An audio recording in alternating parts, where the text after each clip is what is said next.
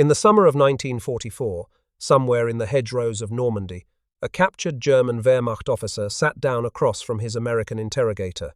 He was tired. He was filthy. The dust of the Norman bocage still clung to his uniform, and there was a tremor in his hands that had not been there a week ago. He had just watched his unit be torn apart by an artillery barrage that seemed to fall from nowhere, on a position he had occupied for less than 15 minutes, in the middle of the night, with no warning at all. And when the interrogator finally asked him what made the Americans so dangerous, the officer reportedly said something that would echo through German intelligence reports for the rest of the war. "Every American soldier," he told his captor, "has a radio. Every single one." The interrogator paused. He almost laughed, because of course it was not literally true, not even close. But the German officer was not lying. He genuinely believed it. And by the end of the war, much of the Wehrmacht believed it too. What they were experiencing on the battlefield was something so far beyond their own communication doctrine that the only explanation that made sense was an impossible one. The Americans, the Germans concluded, had radios everywhere, on every man, in every foxhole, whispering in every hedgerow, listening in every ruined farmhouse. German company commanders began ordering their men to whisper, even in their own positions, even at night, even when they thought no enemy was within 1,000 meters. German signal officers described American units in language usually reserved for ghosts. They never miss a movement. They always know where the gun is. They always know where the truck went. And when they fire, all of it arrives at once. This is the story of how that perception was born. And it is, in many ways, the story of how the most disciplined, most professional army in Europe lost a war it should not have lost, not to a single weapon. Not to a single battle, but to a small green box, a backpack the size of a small child, and a generation of American engineers who quietly rewrote the rules of modern warfare while the Wehrmacht was still using the playbook from the First World War. To understand why the Germans were so wrong and so right at the same time, we have to go back to where the legend began. In 1940, in a workshop in Chicago, a small American company called the Galvin Manufacturing Corporation began work on an unusual project for the United States War Department. The company would later, in 1947, change its name to Motorola. But in 1940, it was still a modest manufacturer best known for car radios, particularly the Motorola brand of automobile receivers that gave the company its eventual name. The request from the Army was simple to describe and almost impossible to deliver. They wanted a two-way radio that one man could hold in one hand. A radio that could be carried into combat, dropped in the mud, soaked in salt water, and still work. A radio for the ordinary infantryman. This was, in 1940, an almost laughable request. Two-way voice radios at the time were heavy, fragile, fussy machines, generally mounted in vehicles, requiring careful tuning and skilled operators. The idea that a single soldier with no formal radio training could carry a working transceiver into a firefight, talk into it, listen to it, and still have it functional after a day of marching, was the kind of thing engineers tended to call optimistic. It was not impossible in theory. It was simply the sort of problem that had not yet been solved by anyone, anywhere. The chief engineer at Galvin was a man named Donald Mitchell. He gathered a small team and went to work. By July of 1941, before the United States had even officially entered the war, the radio was already in mass production. It was given the official designation SCR-536, but the soldiers who carried it would call it something else. They called it the Handy Talkie. It weighed 5 pounds with its batteries. It was about the size of a brick, just over a foot long when its telescoping antenna was retracted. It had no power switch in the conventional sense. To turn it on, the soldier simply pulled out the antenna. To turn it off, he pushed it back in. It had 5 vacuum tubes inside a waterproof case. It had a single press to talk switch on the side. It operated on amplitude modulation, AM voice, in the band between 3.5 and 6 MHz, with a transmitter output of just 360 milliwatts. That is less than half of 1 watt of power. The frequency in the field was crystal controlled, set at the factory or at a division radio shop by plug-in crystals and coils. There was no volume control. The earpiece was attached to the top. And when a soldier squeezed that press to talk switch and spoke into it, His voice could reach about 1 mile over land, or roughly 3 miles over water. That range, by modern standards, sounds laughable, but in 1942, it was exactly what was needed. A handheld radio that could connect a platoon leader to his squads, a company commander to his platoons, a forward team to a command post a few hundred yards back through a hedgerow, was not a luxury. It was a revolution. Battery life was about a day of normal use, supplied by a 1.5-volt filament battery and a tall 103.5-volt plate battery, both inside the case. The unit was even modified for use in military gliders under a slightly different designation, the SCR-585, used during airborne operations. By the end of the war, Motorola and several other contractors, including Electrical Research Laboratories of Evanston, Illinois, would manufacture roughly 130,000 of them. The handy-talkie first saw combat in November of 1942 during the Allied invasion of North Africa. By the time the Allies returned to mainland Europe in 1944, the radio was standard equipment in every American rifle company. But the handy-talkie was only half of the revolution. The other half came from a man whose presence in Chicago in 1940 was, in a sense, an accident of history. His name was Henryk Magnuski. He had been born in Warsaw on the 30th of January, 1909.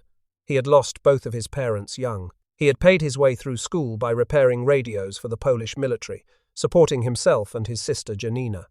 He earned his engineering degree from the Warsaw University of Technology in 1934, and by 1939 he was one of the most promising young engineers at the Polish State Tele- and Radiotechnical Works. In June of 1939, his company sent him to New York on a study trip. He was supposed to spend a few months learning about the latest American radio transmitter projects, then return home to Warsaw. But while he was in America, on the 1st of September, 1939, Nazi Germany invaded Poland. Within weeks, his country no longer existed as an independent state. He could not go home. His sister was somewhere behind enemy lines. His career, his life, his nation, all of it had been swallowed by the Wehrmacht. So he stayed in America. In 1940, Galvin Manufacturing in Chicago hired him and assigned him to a new project. The army wanted something even more ambitious than the handy-talkie. They wanted a portable radio that could be carried on a man's back, that could communicate over miles of broken terrain, that would not crackle into static the moment a tank rolled past or an artillery shell exploded nearby. They wanted it to use a new and largely untested technology called frequency modulation, or FM. The team was led by Daniel Noble, an American engineer who believed in FM with an almost religious conviction. Magnuski became the principal radio frequency engineer. Together with a small team that included Marion Bond, Lloyd Morris, and Bill Vogel, they began building what would become the SCR-300. It was bigger than the handy-talkie, much bigger.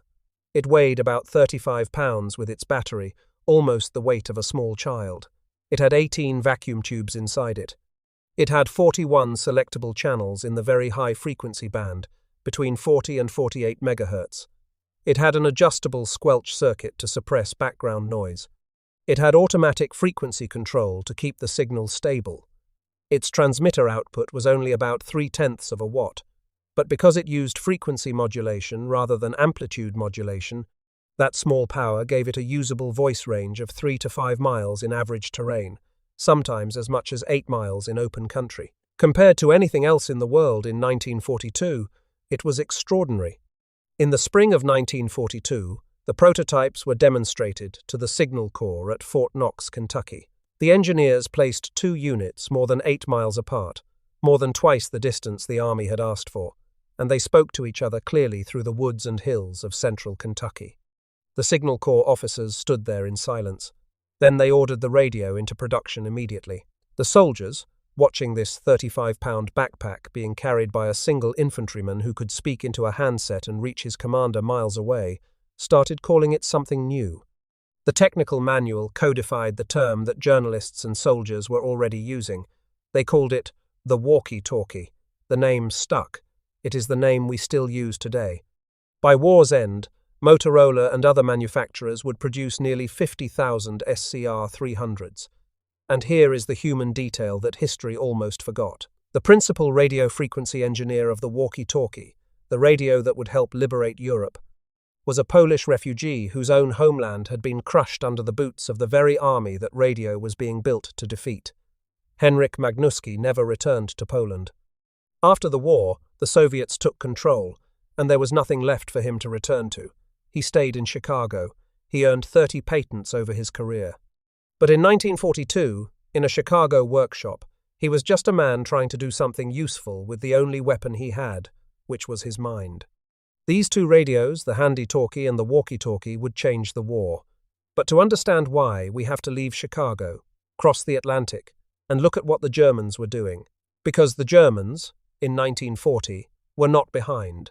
They were ahead. The German Wehrmacht had pioneered radio-coordinated warfare. The blitzkrieg that overran Poland in 1939, that swept through France in 1940, that smashed into the Soviet Union in 1941, was made possible by radios, specifically by radios in tanks. Every German panzer had at least a radio receiver. Command tanks had transmitters as well. Generals like Heinz Guderian had built an entire doctrine, laid out in his 1937 book, Achtung Panzer, around the idea that armoured formations could move faster than enemy command structures could react, because the Germans could talk to each other in real time, and the enemy could not. It was the reason a relatively small German army could conquer continents. The British, the French, the Poles, the Soviets all had radios in 1940. None of them had wired their radios into a doctrine the way the Germans had. The Wehrmacht did not just have better radios. They had a better idea about what radios were for. But there was a ceiling to this revolution, and the ceiling was this. The Germans had built their radio doctrine for tanks and for headquarters. They had not built it for the ordinary infantryman. The German infantry communication system was organized around a series of radios called the Tornister Funkgerät, the backpack radio family. The Tornfu B, the Tornfu C, the Tornfu D2. These were medium and high-frequency transceivers, generally not intended to be used while on the move. The Tornfu B operated in the 3 to 5 MHz range with about 0.7 of a watt of output power. The Tornfu D2 operated higher up the band, between 33.8 and 38 MHz, with about 1.5 watts. All of them were built for amplitude, modulation, voice, or continuous wave, Morse code, and all of them lived at the battalion or regimental level. A battalion of perhaps 800 men might have one or two of them, operated by a dedicated radio team. Below the battalion, communication was handled mostly by field telephones, by runners, by signal flags, and by short-range Feldfunksprecher units, the small Feldfu series, which had a range of about 1.5 miles and an output of perhaps 150 milliwatts. The late war Feldfu B2, used by panzer grenadiers, had only 2 vacuum tubes and a power output of just 120 milliwatts. They were short-ranged, they were limited, and there were never enough of them.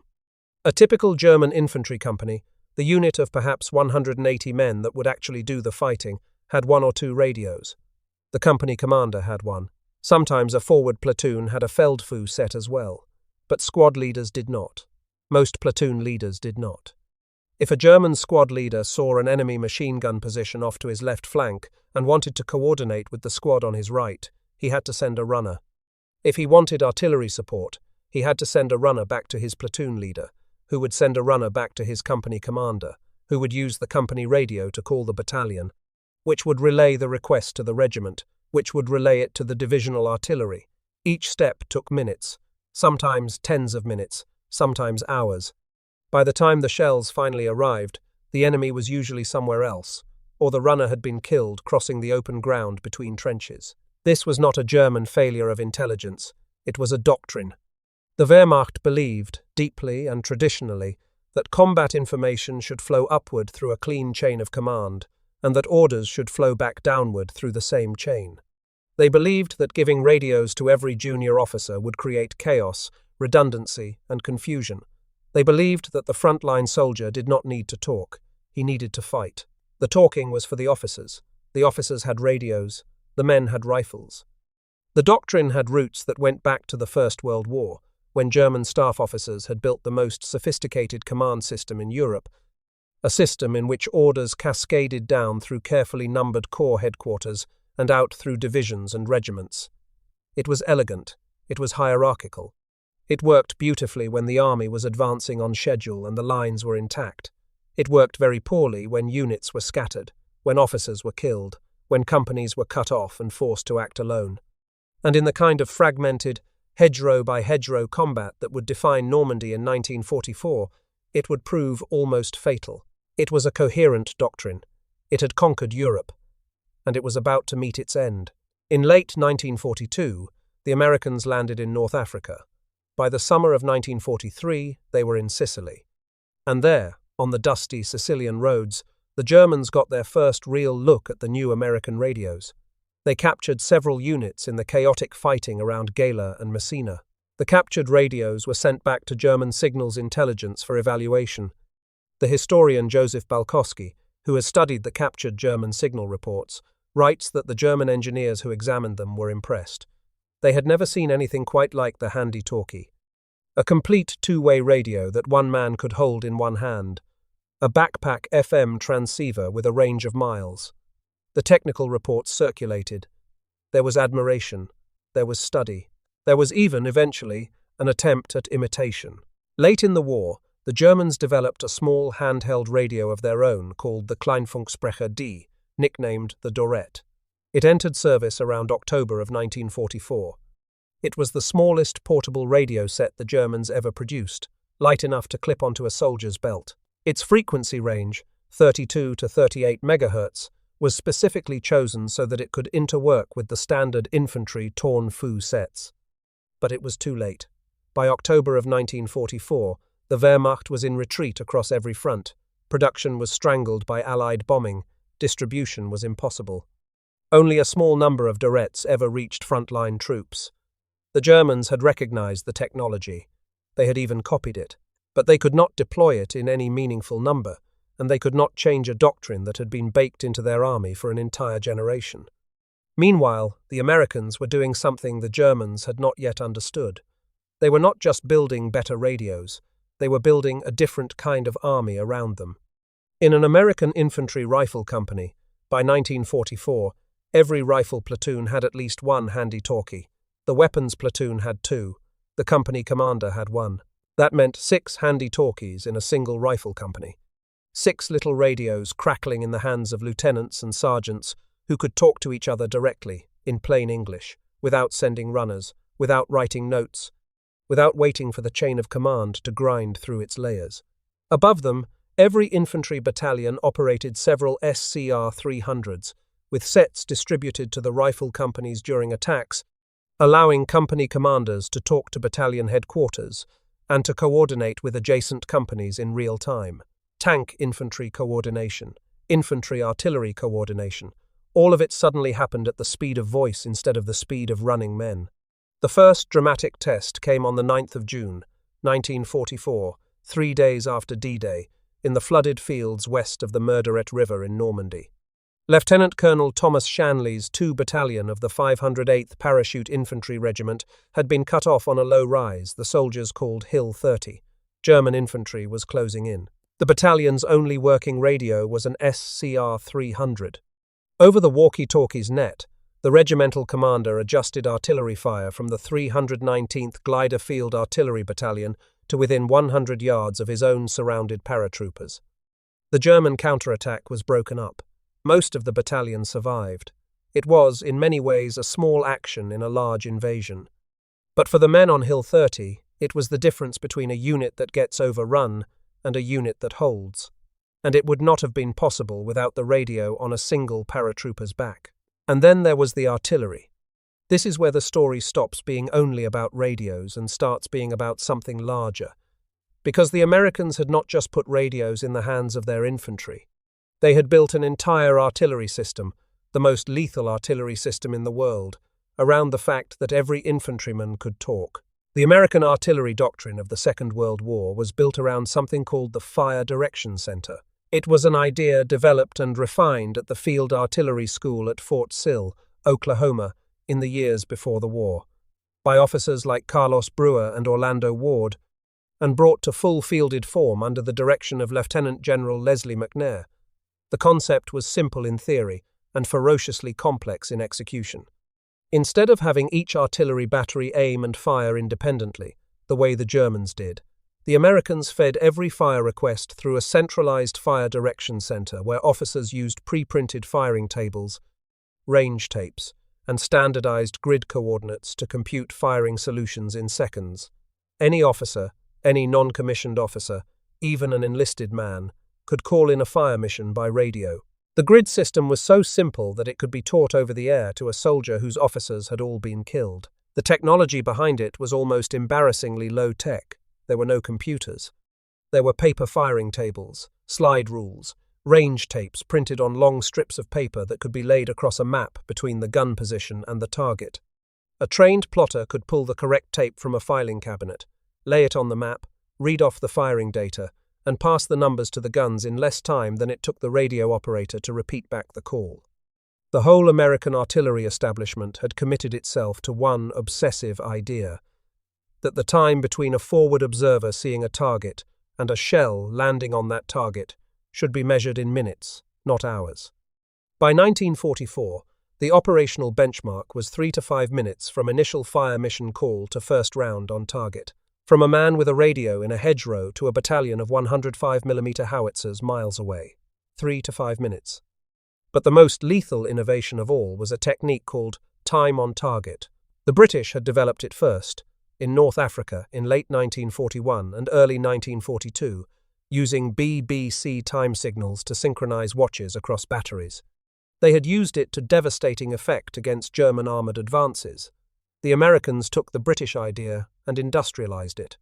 Through the work of officers at Fort Sill and through Major General Joseph Lawton Collins's 7th Corps in Normandy and beyond, the United States Army turned time on target into a battlefield routine. Multiple batteries, sometimes from multiple battalions, sometimes from multiple divisions, would calculate the time of flight of their shells and time their firing so that every shell from every gun arrived at the target within a window of 3 seconds. The first volley would land in absolute silence, with no warning, no ranging shots, and no preparatory fire to alert the enemy.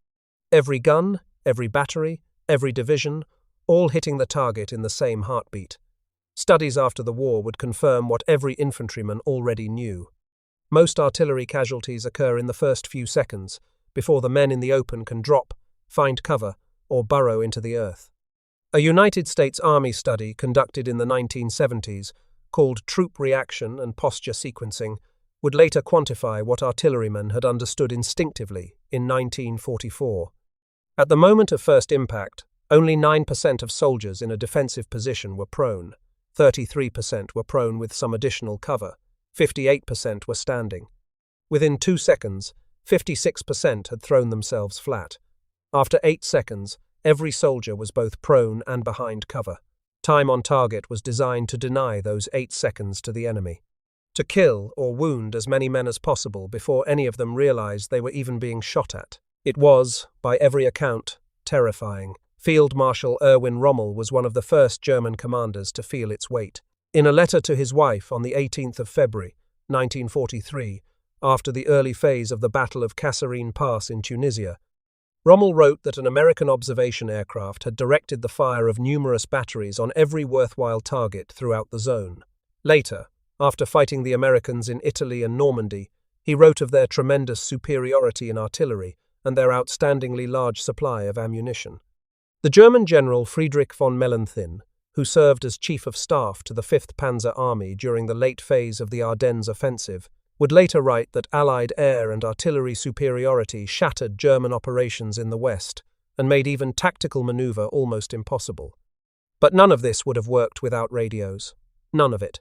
The American artillery system was a system of conversation.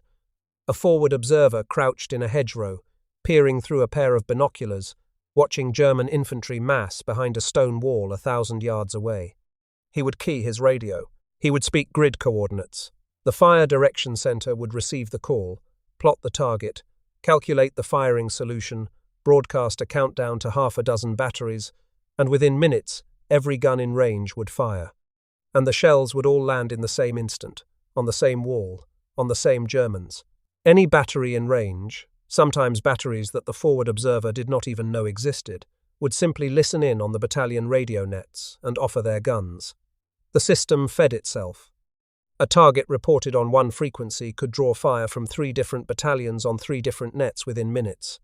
There was no German equivalent. There could not be. The German command structure required pre-registered targets and surveyed gun positions and a paper trail of authorizations that ran back through Corps headquarters. By the time the German artillery had cleared its target through channels, the Americans had already fired 3 missions and moved on.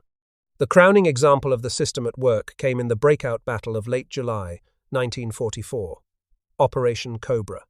To open a hole in the German line south of St. Lo, Major General Collins's 7th Corps massed more than 1,000 divisional and corps artillery pieces and was allocated roughly 140,000 rounds. Combined with carpet bombing by the 8th Air Force, the resulting cataclysm fell on the German Panzer Lehr Division, one of the strongest armoured formations the Wehrmacht had in the West. After the war, Panzer Lehr's commander, Lieutenant General Fritz Bayerlein, gave one of the most chilling first-hand accounts in the entire historical record.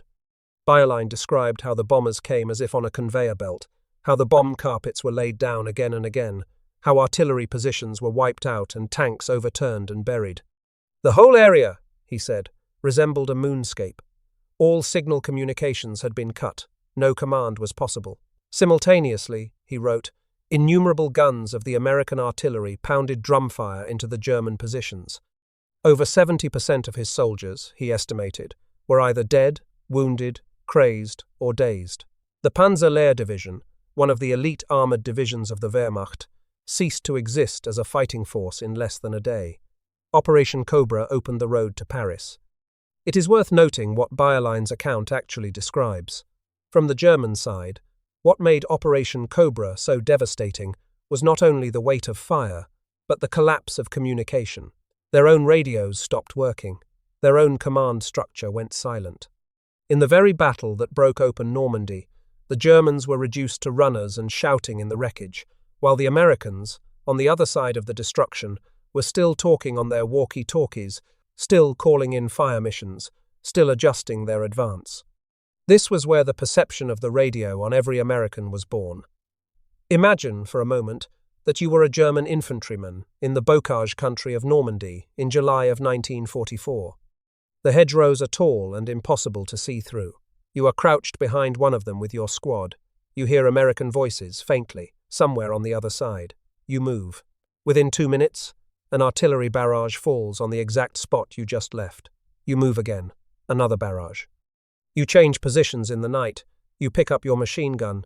You shift it 3 hedgerows to the east. By morning, that hedgerow is being shelled. You begin to suspect that the Americans can hear you. You begin to suspect that they can see you. You begin to suspect that every American soldier carries a radio because no other explanation makes any sense at all. What you do not understand, what you cannot understand, is that there is no single American with a radio listening to you. There is a system. A small American patrol has spotted your position, used a handy-talkie to call their platoon leader, who used a walkie-talkie to call the company commander, who relayed the location to the battalion artillery liaison, who fed it into the fire direction center, which calculated a time-on-target mission across 3 battalions, which executed simultaneously. From your point of view, on the wrong end of it, all of that looks like one thing. It looks like the Americans heard you. German prisoners of war began telling their interrogators that the Americans had radios on every soldier. The Americans, they said, could not be flanked because they could not be surprised. They always knew where you were. They always knew where you were going. They could call down fire faster than a man could raise a rifle. It was, technically, untrue. The Americans did not have a radio on every soldier. They had radios at the squad level, at the platoon level, at the company level, at the battalion level, in the artillery, in the tanks, in the aircraft overhead, in the headquarters. On the ships offshore, the radios were not on every soldier, they were on every node in the network, and the difference, from the perspective of a man being shelled, was nothing at all. The pattern would be reinforced again a few months later. In December of 1944, the Germans launched their last great offensive, in the Ardennes, the Battle of the Bulge. They hoped that bad weather would ground Allied air power, and that the surprise of the attack would shatter American command and control. For the first few days, in the chaos of a winter offensive against thinly held lines, it almost worked. American units were overrun. On the 19th of December, the 422nd and 423rd Infantry, regiments of the 106th Infantry Division, surrounded on the Schnee Eifel, surrendered to the Germans. Roughly 7,000 American soldiers walked into captivity. It was the largest American surrender in the European theatre of the war. Troops fell back in confusion through the snow, some without their officers, some without their weapons, and some without any clear idea of where the front line had moved to overnight. But within hours, even within minutes in some places, the American radio network began to do its work. This is the part of the Bulge story that is often forgotten in popular accounts. The Germans had assumed that by smashing the line and racing into the Allied rear, they could outpace the American command system, the way the Wehrmacht had outpaced the French in 1940. They had assumed that confusion at the front would translate into paralysis at the top. They were wrong. Forward observers, pinned down in farmhouses and church towers, called in fire missions on radio sets that were sometimes the only equipment they had left. The fire direction centers reorganized. Artillery battalions that had been overrun reformed in the rear and went back into action. In the besieged town of Bastogne, where the 101st Airborne Division and Combat Command B of the 10th Armored Division were surrounded by the German 5th Panzer Army, the radio became the umbilical cord that kept the defenders alive.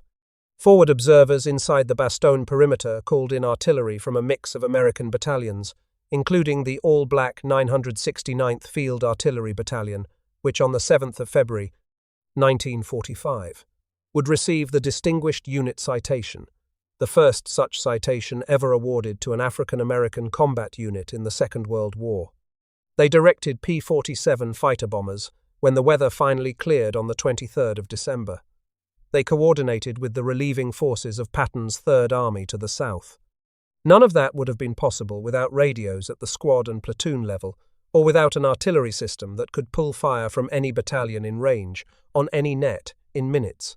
The most punishing demonstration of the system in the Bulge came on the northern shoulder, around the Belgian villages of Krinkelt, Rocherath, and Dom-Butgenbach. There, on the 21st of December, the 2nd Battalion of the 26th Infantry Regiment of the 1st Infantry Division, dug in along a ridge near Dom-Butgenbach, broke a major attack by the 12th SS Panzer Division with the help of more than 10,000 artillery rounds fired in support over a single 8-hour period. The artillery was coordinated through the 1st Infantry Division's artillery commander, Brigadier General Clift Andrus, who would shortly be elevated to division commander. American firepower on the northern shoulder, combined across multiple divisions, was so dense and so coordinated that German formations attacking it described it as a wall. By the 23rd of December, the American Army had brought 4,155 artillery pieces into action across the salient. Over the course of the battle, American gunners would fire approximately 1,255,000 rounds of artillery ammunition. The official United States Army history, written by Hugh Cole for the Center of Military History, identifies American artillery as one of the decisive factors that broke the German offensive. By comparison, German artillery in the same battle was outshot by something close to 8-1 in rounds expended. German artillery officers would later describe American gunfire as overwhelming, methodical, and impossible to suppress. When the United States Ninth Army crossed the Rhine River in March of 1945, in Operation Plunder, roughly 2,070 American guns of the Ninth Army opened the attack along its sector of the front. They were part of an Allied total exceeding 4,000 artillery pieces along the entire 21st Army Group line. Generals William Simpson and Dwight Eisenhower stood and watched the flashes ripple across the horizon. Soldiers who saw it said they had never seen anything like it. They never would again. By 1945, the Germans had stopped pretending the Americans were incompetent. German commanders, including some of the most respected officers in the Wehrmacht, acknowledged in their reports and in their post-war interrogations that the American artillery and the American radio system were the deciding factors of the Western campaign. Bayerlein said it. Mellenthin said it. Hasso von Manteuffel, who commanded the 5th Panzer Army, said it. They had built their army on the assumption that radios were a tool for officers and tanks. They had been beaten by an army that put radios into the hands of forward observers, squad leaders, and platoon sergeants. And that connected those radios to a fire control system that could mass the guns of an entire corps on a single grid coordinate in minutes. The doctrine that had conquered Europe was the Titan that fell.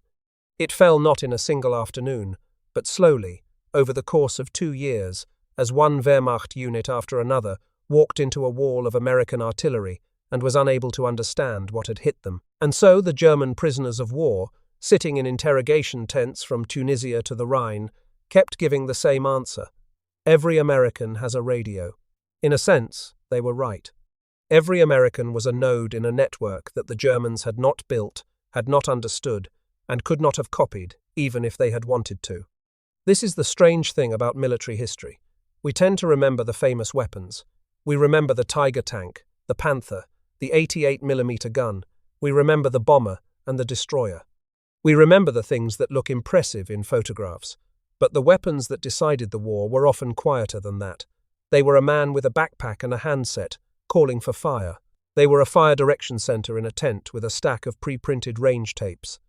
They were a Polish refugee in a Chicago workshop, designing the radio frequency stage of a walkie-talkie, because his country had been taken from him by the very enemy his radio would help defeat. The numbers, looked at from a distance, are almost shocking in their modesty. About 130,000 handy talkies, about 50,000 walkie-talkies, a few hundred fire direction centers, a few hundred field manuals. That was the system. That was the thing that broke the back of the Wehrmacht in the West. After the war, the walkie-talkie design was adopted by the British Army, who introduced it as the wireless set number 31 beginning in 1947.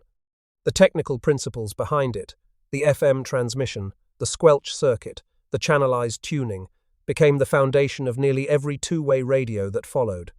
Motorola, the company that had been called Galvin Manufacturing when it built the first handy talkie, would go on to dominate the post-war police, fire, and commercial radio markets. The same company would later, in 1983, introduce the world's first commercial handheld cellular telephone, the Dynatac 8000X.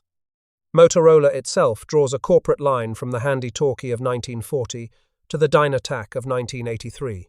The instinct, in Motorola's own telling, was the same. Communications must follow the man. Daniel Noble, the engineer who championed FM and led the SCR 300 team, went on to a long career at Motorola and is remembered today as one of the founding fathers of mobile radio. Donald Mitchell, the Galvin chief engineer who led the handy talkie project, rose to become a Motorola vice president before his death in 1955.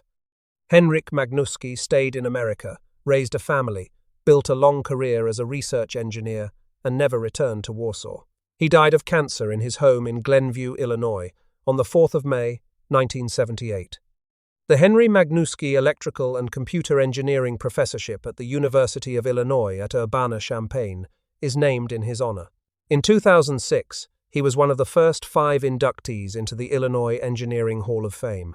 In Poland, in 2021, state television aired a documentary about his life, the first in a series about famous Polish scientists and inventors, finally claiming, decades too late, the man whose mind had helped to free his homeland. The men who carried the radios are mostly gone now. The forward observers, the artillery officers, the platoon sergeants who keyed the press to talk switch with a frozen thumb in a Belgian forest. The German soldiers who spent the rest of their lives convinced that the Americans had heard them speak. They are buried in cemeteries on both sides of the Atlantic, and most of them never knew the larger pattern they had been part of. They knew only what their war had felt like. They knew the weight of the SCR 300 on their back, or the buzz in their ear when the static cleared, or the falling silence on the German side after a time-on-target mission had done its work. You can still see the radios in museums today. The handy talkie is on display at the Imperial War Museum in London and at the United States Army Signal Corps Museum at Fort Eisenhower, formerly Fort Gordon, in Georgia. The SCR 300 sits beside it, larger and heavier, with its battery case and its harness and its long telescoping antenna. They look modest now, almost quaint. They look like prop pieces from an old movie, They do not look like the things that broke an army, and yet they were. There is a lesson in this story, and it is not the lesson we usually take from the Second World War. We are taught to remember the heroism, the sacrifice, the moral clarity of the conflict, the great clash of ideologies and armies. All of that is true, and all of that matters. But there is another lesson hiding inside the story of the handy-talkie and the walkie-talkie, and it is a quieter one. It is this. The Wehrmacht did not lose the war in the West because the Americans were braver. American infantry took terrible losses, and German infantry fought with discipline and skill until the very end. The Wehrmacht lost because they were operating on an older idea of war. They believed that information was something that flowed through officers. The Americans had learned, through the patient work of engineers in Chicago, of artillery officers at Fort Sill, of Signal Corps officers at Fort Knox, that information is something that flows through a network. And a network with 1,000 small nodes will always defeat a hierarchy with 5 big ones. The Germans were not wrong when they told their interrogators that every American had a radio. They were just describing something they did not yet have the words for. They were describing the future. They were describing a battlefield in which command was no longer a tower but a web, in which the squad leader and the divisional commander were only a few seconds apart by voice, in which a forward observer in a Belgian church steeple could summon the firepower of an entire corps in less time than it took a German runner to cross a field. They were watching the birth of modern warfare, and they did not have a name for it yet, so they called it what it looked like. They called it a radio on every American. Today, when you pick up your phone and call someone 3,000 miles away, when you send a text message that travels through a network of cell towers and satellites and fiber optic cables, you are using the descendants of those radios. The handy-talkie is, by direct corporate descent, the great-grandfather of the cell phone. The Fire Direction Center is the ancestor of every distributed command system in modern military history, from Korea to Vietnam to the wars of our own time. The architecture of the network, the idea that small nodes connected by voice can outmaneuver large hierarchies of command, is now so deeply embedded in our world that we cannot even see it. It is the air we breathe. But it began with 2 radios. It began with a brick-sized handy-talkie, designed by Donald Mitchell at a workshop in Chicago, and a backpack-sized walkie-talkie, designed by Daniel Noble and a Polish refugee named Henryk Magnuski who could not go home. It began with American engineers, American artillery officers, and American infantrymen who learned, sometimes by trial and error, sometimes at the cost of their own lives, that giving every man a voice could be more powerful than giving every man a rifle. The German officer in the Normandy hedgerow was not lying when he said that every American soldier had a radio. He was telling the truth as it appeared from his side of the line. And that, in the end, is the most haunting fact of the entire story. The perception was wrong, but it described something real. The Americans had not equipped every man with a radio. They had done something stranger and more important. They had built an army in which it no longer mattered, because the network heard everything anyway. And by the time the Wehrmacht understood what had happened to them, the war was already over. The radios that had won it were already being packed away into crates. The men who had carried them were going home.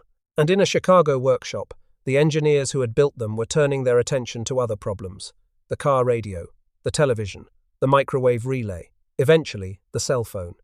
Eventually, the world we live in now. But in the summer of 1944, in a hedgerow in Normandy, a German officer sat across from his American interrogator and tried to explain what had broken his unit. He did not have the words for fire direction centers, or time on target, or VHF frequency modulation, or distributed networks. He only knew what he had felt. He had felt as though every American soldier could see him. He had felt as though every American soldier could hear him. He had felt as though every American soldier had a radio. And in a way that he could not have understood, in a way that the Americans themselves had only half understood, he was right. Every American did.